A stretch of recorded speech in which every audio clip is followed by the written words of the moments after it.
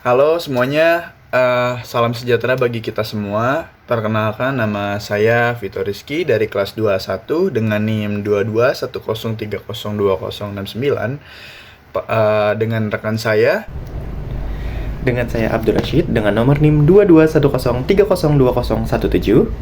Pada kesempatan kali ini, saya dan rekan saya ingin mempresentasikan materi tentang pengaruh rasio keuangan, pertumbuhan, penjualan, dan dividen terhadap harga saham. Baik, kita mulai dari pendahuluan. Tujuan utama suatu perusahaan adalah untuk meningkatkan kemakmuran pemilik atau para pemegang saham. Untuk mencapai tujuan tersebut, pemilik modal harus menyerahkan pengelolaan perusahaan kepada manajer. Menurut Myers dan Majrup di tahun 1984, dividen dapat membantu memberikan informasi yang baik mengenai manajemen perusahaan ke pasar modal, sehingga dapat dikatakan bahwa dividen dapat dipandang sebagai sinyal terhadap prospek perusahaan. Keputusan untuk meningkatkan dividen hanya dilakukan bila manajemen yakin akan dapat mempertahankan peningkatan tersebut pada masa yang akan datang. Permasalahannya adalah, pembayaran dividen tidak akan menimbulkan masalah sepanjang tidak mempengaruhi kebijakan pendanaan dan investasi perusahaan. Hal ini dikarenakan dividen akan mempengaruhi kebijakan pendanaan perusahaan karena akan mengurangi kas dan mendorong perusahaan untuk mengeluarkan sekuritas baru. Dividen. Menurut Weigalt et al. Tahun 2005, a dividend is a distribution by a corporation to its stockholder on pro rata atau proportional basis. Dividen dapat dibagikan dalam 4 jenis, yaitu cash, property, scrip, atau stock. Menurut Hin, tahun 2001, pengertian dividen adalah pembagian-bagian keuntungan kepada para pemegang saham. Besarnya dividen yang dibagikan perusahaan ditentukan oleh para pemegang saham. Pada saat berlangsungnya RUPS, Ikatan Akuntan Indonesia dalam PSAK nomor 23, paragraf 3 menyatakan bahwa dividen adalah distribusi laba kepada pemegang investasi, ekuitas, dengan proporsi mereka dari jenis modal tertentu. Dari pengertian di atas, dapat disimpulkan bahwa dividen adalah pembagian laba perusahaan yang besarnya telah ditetapkan dalam rapat umum pemegang saham kepada para pemegang saham secara proporsional sesuai dengan jumlah saham yang dimiliki oleh masing-masing pemegang saham tersebut. Selanjutnya, cara menghitung dividen. Ada 4 cara menghitung dividen. Yang pertama yaitu dividen laba bersih perusahaan, di mana rumusnya dividen sama dengan laba bersih dikurangi laba yang ditahan. Dalam hal ini, laba yang ditahan umumnya merupakan laba yang nantinya akan digunakan untuk melakukan ekspansi perusahaan atau membayar kewajiban dan hutang lain. Yang kedua yaitu dividen payout ratio.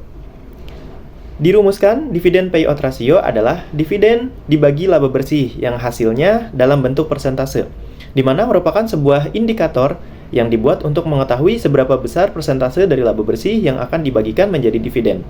Perusahaan yang menerapkan rumus dividen payout ratio umumnya merupakan perusahaan yang sudah mapan. Tidak masalah bagi mereka untuk membagi 100% dari laba bersih kepada investor, tidak perlu menahan laba. Ada dividen per share atau DPS disingkatnya. DPS atau dividen jumlah lembar saham merupakan rasio untuk menghitung besaran dividen yang diterima oleh para pemegang saham. Dan yang kedua adalah dividen yield atau DY gitu. DY sama dengan DPS atau harga saham per lebar, merupakan rasio yang wajib diketahui oleh pemegang saham untuk mengetahui dan menentukan apakah saham perusahaan tersebut layak dikelola atau tidak. Dividen yield dapat menggambarkan tingkat keuntungan yang dibagikan ke perusahaan ke pemegang saja, seperti itu. Selanjutnya, metode penelitian. Pemilihan sampel dan pengumpulan data, di mana populasi dalam penelitian ini adalah semua perusahaan LQ45 di Bursa Efek Indonesia pada periode 2004 sampai 2008, yaitu 45, dan yang mengeluarkan dividen secara tetap adalah 20 perusahaan. Teknik pengambilan sampel yang digunakan dalam penelitian ini adalah provosive sampling. Pemilihan sampel dalam penelitian ini dilakukan dengan kriteria sebagai berikut. Yang pertama yaitu perusahaan LQ45 yang terdaftar di Bursa Efek Indonesia pada periode 1 Januari 2004 sampai 31 Desember 2008. Yang kedua, perusahaan yang dijadikan sampel memiliki kelengkapan data. Dan yang ketiga, yaitu perusahaan yang menggunakan mata uang rupiah dalam penyampaian laporan keuangannya. Nah, selanjutnya adalah perhitungan likuiditas, ya kan? Yang pertama itu current ratio atau aktiva lancar atau hutang lancar dikali 100%, di mana profitabilitas merupakan suatu pengukuran untuk menilai keefektifan manajemen perusahaan dari sisi kemampuan laba penghasilan bersih yang diperoleh perusahaan. Ya kan? Dan yang kedua adalah return of equity atau IAT atau common equity gitu. Pertumbuhan penjualan mengukur seberapa baik perusahaan mempertahankan posisi ekonominya secara keseluruhan.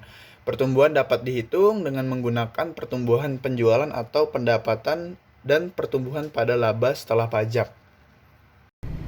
Ini adalah hasil penelitian, di mana variabel ini mencakup likuiditas, ROE, growth, ada dividen, payout ratio, dan juga price, di mana penjelasannya ialah R atau coefficient of correlation adalah sebesar 0,336. Berarti korelasi pertumbuhan penjualan, probabilitas, likuiditas, dan dividen terhadap harga saham adalah sedang. Nilai adjust R square adalah 0,113 atau 11,3%. Artinya, besaran variasi variabel harga saham yang bisa dijelaskan oleh variasi variabel pertumbuhan penjualan, probabilitas, likuiditas, dan dividen adalah sebesar 11,3%. Sedangkan sisanya 88,7% dijelaskan oleh faktor-faktor lain yang tidak dijelaskan dalam metode ini. Selanjutnya adalah hasil pengujian nih di tabel kedua, yaitu pengujian hipotesis. Kita bisa lihat di tabel tersebut ya.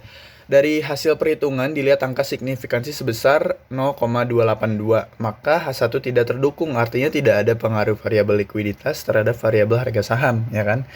Dari perhitungan yang kedua, dilihat dari angka signifikansi sebesar 0,001, maka H2 diterima, artinya ada pengaruh variabel profitabilitas terhadap variabel harga saham. Dari perhitungan yang ketiga, dilihat dari angka signifikansi sebesar 0,403, maka H3 tidak terdukung, artinya tidak ada pengaruh variabel pertumbuhan terhadap variabel harga saham. Dan yang terakhir adalah perhitungan keempat, dilihat dari angka signifikansi sebesar 0,758, maka H4 tidak terdukung, artinya tidak ada pengaruh variabel dividen terhadap harga variabel saham. Seperti itu. Berdasarkan hasil pengujian hipotesis diperoleh kesimpulan bahwa yang pertama, probabilitas berpengaruh terhadap harga saham. Yang kedua, likuiditas, dividen, dan pertumbuhan penjualan tidak berpengaruh terhadap harga saham. Berikut adalah keterbatasannya, di mana yang pertama yaitu penelitian ini hanya menganalisis faktor-faktor yang mempengaruhi harga saham, tetapi bukan meneliti apakah harga saham turun atau naik. Yang kedua, variabel independen yang digunakan dalam penelitian ini hanya 4 variabel, yaitu probabilitas, likuiditas, dividen, dan harga saham. Sehingga ada kemungkinan bahwa ada faktor-faktor lain yang mempengaruhi harga saham namun tidak diteliti dalam penelitian ini. Yang ketiga, data sampel perusahaan hanya didasarkan pada data keuangan tahunan periode 2004 sampai 2008. Diharapkan dapat lebih akurat bila menggunakan data tahunan yang lebih lama. Nah, ini adalah daftar pusaka kami yang kita ambil dari Detiana oleh Tita tahun 2011 tentang pengaruh rasio keuangan, pertumbuhan penjualan dan dividen terhadap harga saham dari Jurnal Bisnis dan Akuntansi volume 13 nomor 1 April tahun 2011 dari halaman 57 hingga 66. Mungkin hanya itu yang dapat kami sampaikan.